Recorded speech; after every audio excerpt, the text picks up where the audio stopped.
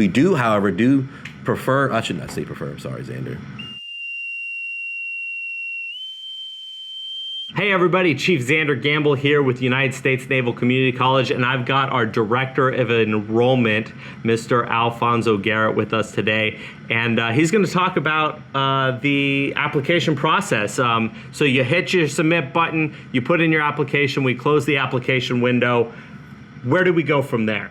All right, Chief. So what happens at the conclusion of the priority application deadline for your respective term and program, internally, the USNC admissions staff and team will then begin evaluating applications to prioritize who should give you extended offers of admission. So obviously, being a naval entity, we're going to take in consideration things that meet our mission first. So again, the needs of the Navy, Marine Corps, and Coast Guard are all taken consideration in the process. However, in our process, we do prioritize junior service members who have not yet earned a college degree. Those are the top priority in our considerations, followed by things such as MOS, rating, applicability of the degree program for your career, and other areas such as that. So once we're looking at the list, we'll prioritize students and determine who to advance in the process. Based off our limited spaces and depending on the demand, sometimes students, everyone that could be successful in the program may not be selected for admission just due to the demand and the spaces available. But with that being said, those who advance in our process, we will request command approval via email to the designated command approver that the candidate submitted on their application form. We will also request the candidate to sign our USNCC student agreement form and their FERPA release form. And the FERPA is the Family Education Rights and Privacy Act form that essentially gives us authorization to share your academic information to and from our respective partner institutions. And students who submit those items by the appropriate deadlines will then have their application materials moved on to our partner institutions for a thorough review of their prior credits through their JST or any applicable college or university transcripts. Those selected from that process will then be officially welcomed to the USNCC and the respective partner institution for their interested degree program.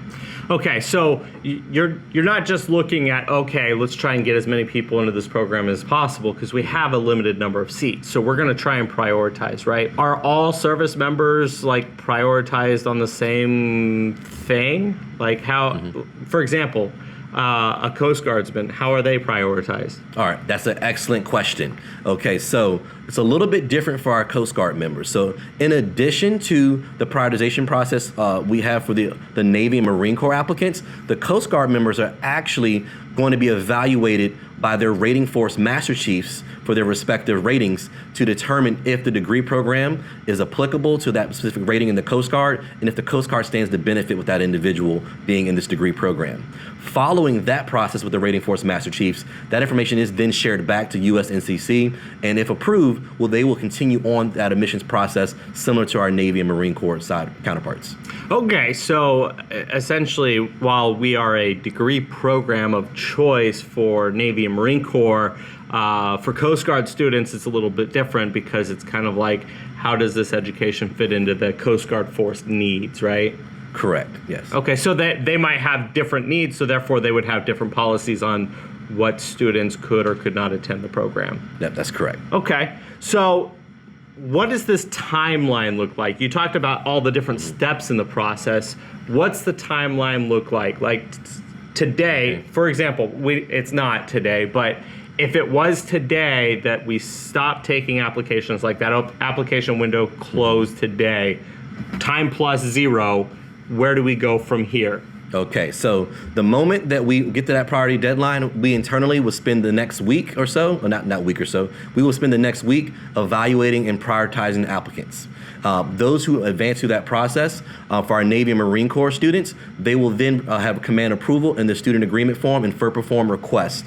They initially will have 14 days or 2 weeks to respond to that approval request and to submit those agreement forms. At the conclusion of that process, let's say it's exactly 14 days, at the conclusion of that process, at the USNCC, we will then share the appropriate students' names with the respective partner institutions.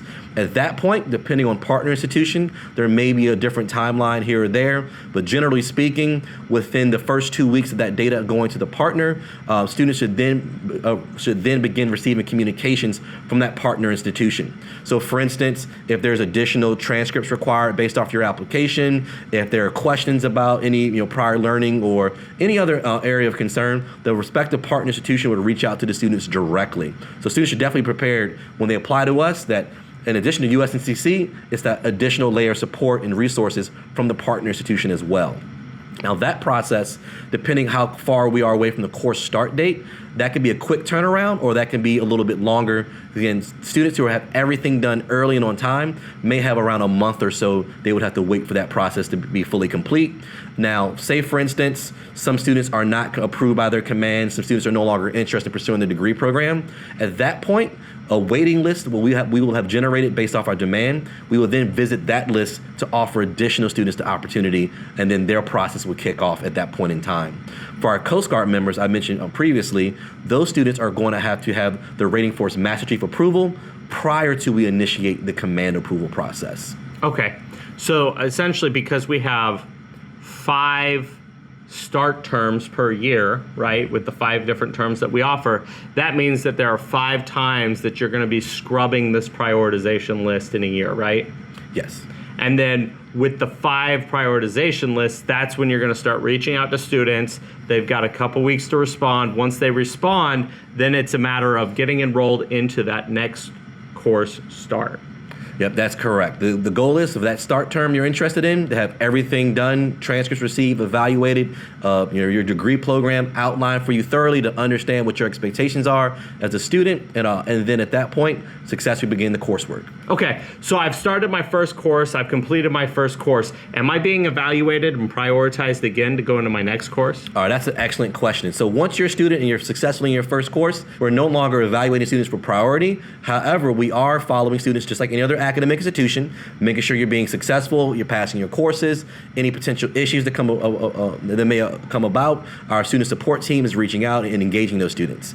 Now, we do request after 4 months an updated command approval, because throughout this process, we want to make sure your command is aware of your participation and that they approve of your participation. Okay, so about 3 times a year, we're going to make sure, hey, is this still your command approver? People PCS all the time, right? So what if I take a couple classes off, right, because I deploy? Then do I go back into a prioritization process? All right, that's a great question. So again, given the nature of our student body, we anticipate students will have to take time off between courses. So right now, students are allowed to take up to 3 terms off before we would require them to apply for admissions again. So if there's any reason that students expect they will need a prolonged period of absence that will last that long, we just ask them to, again, communicate with us and let us know what's taking place, and we'll be able to assist as much as possible. It's typically the students that will not communicate with us that we don't know what their true intentions are. Those are really the ones that may have to reapply once they're getting started.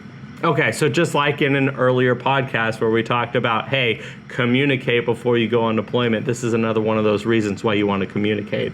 So essentially the application review process is, you apply, we're going to look at your prioritize new applicants 5 times a year before each course term start.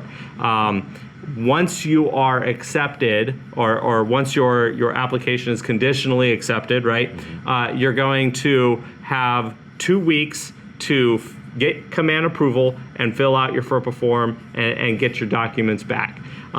Once you get all that information back to us, then you're going to start your enrollment process with the partner institution that you're going to be with. And from there, you're in. You're not going to be reprioritized again because you're already a student with us. If you take 1 or 2 or even up to 3 terms off, you're still a partner. You're still a part of us. You're still a USNCC student. But we ask, if you are going to deploy or go somewhere else, make sure you communicate with us so that we can get you we know what's going on with you, right? And then we'll make sure that you continue to be with a student with us all the way until we hope you graduate as a USNCC student. So thank you very much, and we'll see you next time.